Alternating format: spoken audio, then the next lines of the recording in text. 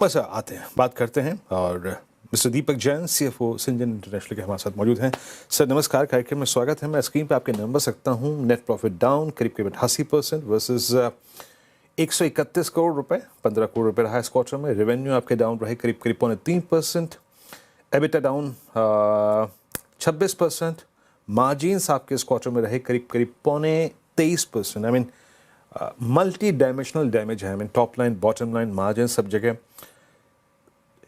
Q3 week है, visible आ रहा है, नज़र में आ रहा है। एग्जैक्टली अगर आप देखें कारण क्या थे और जिसके चलते इस बार नंबर्स पे ये डेंट पड़ा है, दीपक जी।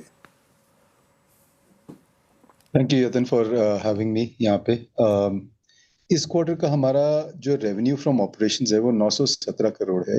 वो -3% पे है for the quarter on quarter comparison. लेकिन अगर आप मेरा फुल ईयर देखेंगे, year to date 2700 crore, which is about 3% report increase है वर्सेस लास्ट ईयर।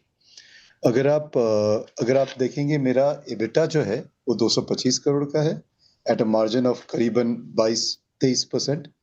एंड अगर आप मेरा पैट देखेंगे एक्सेप्शनल आइटम्स को हटा के, तो मेरा मार्जिन इज करीबन मेरा पैट इज करीबन 73 करोड़। अगर ये पूरे रिजल्ट्स को मैं देखता हूँ, हमारा ये पूरा रिजल्ट्स इस क्वार्टर में इम्पैक्ट हुआ है एक सिंगल क्लाइंट के प्रोडक्ट से, जो हम पहले भी बात कर चुके हैं, जो हमारे लिए हेडविंड्स है। अगर वो मैं क्लाइंट का प्रोडक्ट का जो हेडविंड है उसको हटा देता हूँ, तो हमारी अंडरलाइंग बिजनेस जो है वो अच्छे से स्टडी ग्रोथ दिखा रही है। सो इन अ समरी अगर मैं देखूं, तो हमारा 917 करोड़ का जो रेवेन्यू है, उसमें जो डिक्लाइन है वो एक सिंगल क्लाइंट के प्रोडक्ट के इश्यूज के चक्कर में आ रहा है हमारे पास। उसके ही प्रभाव के चक्कर में हमारे रेवेन्यू पे इम्पैक्ट आया है। बट अगर मैं स्ट्रिप आउट कर देता हूँ, अलग कर देता हूँ, तो मेरा जो बेस लाइन बिजनेस है वो स्टेडी ग्रोथ दिखा रहा है। Q4 में ग्रोथ के बैक ऑन ट्रैक पे आने की कितनी पॉसिबिलिटी लग रही है? ये डैमेज कंट्रोल Q4 में कितना हो पाएगा सर? हम जो इस प्रोडक्ट के बारे में बात कर रहे हैं, जो क्लाइंट का जो प्रोडक्ट है, उसकी प्रभाव हमारे बिजनेस पे थोड़े क्वार्टर तक और रहेगी, राइट। एंड वो हम ज्यादा डिटेल्स बता नहीं सकते, बिकॉज वो क्लाइंट की प्रोडक्ट है। वो क्लाइंट के डिटेल्स, जब क्लाइंट अपना, वो भी लिस्टेड कंपनी है, वो जब अपना डिटेल्स अनाउंस करेगी तब बताएंगे। लेकिन हमारे बिजनेस पे जो अंडरलाइंग बिजनेस है उसकी ग्रोथ काफी स्टेडी चल रही है। अगर आप देखेंगे तो हमारे इस क्वार्टर में भी हमने काफी इन्वेस्टमेंट्स किए हैं अपने बिजनेस में। हमने करीबन $9 मिलियन का कैपेक्स इन्वेस्टमेंट्स किया है। अगर आप देखना अगर हम अपने इस क्वार्टर के हाइलाइट्स के बारे में बात करें, एक तो हमारा बीएमएस के साथ जो कॉन्ट्रैक्ट है, ब्रिस्टल मायर्स स्क्विब, वो 5 साल का और एक्सटेंशन मिला है हमें।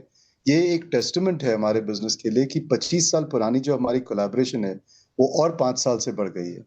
एंड उस एंड एंड वो कोलैबोरेशन और स्ट्रेंथन हो रही है और अच्छे से चल रही है। अगर मैं इस साल के और इन्वेस्टमेंट्स के बारे में मैं बात करूं, तो हमने एक ओरल डोसेज का भी कैपेसिटी एक्सपेंशन डाला है। वो हेल्प करेगा हमारे ड्रग प्रोडक्ट के बिजनेस में।